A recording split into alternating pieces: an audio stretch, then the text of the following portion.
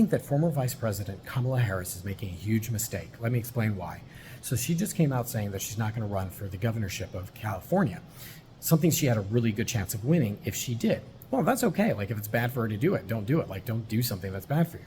But there's a good chance that she's not running because she wants to run for president again. Now that, I think, is a problem, because right now all anyone remembers about her is the fact that she lost.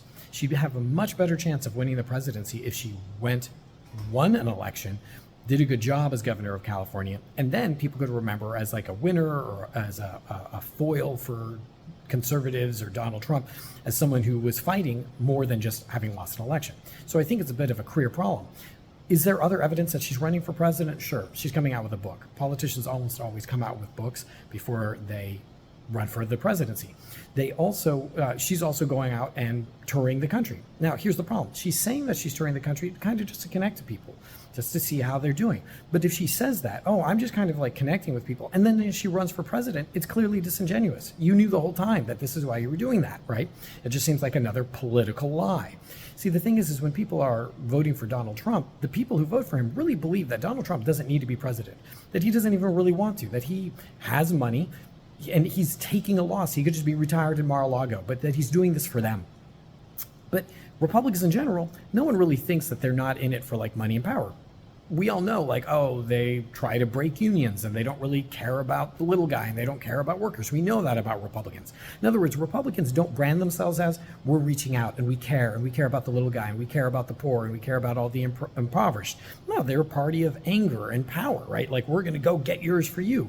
Democrats are the party of we care about people. We care about the immigrants. We care about the homeless. We care about veterans. We care about people.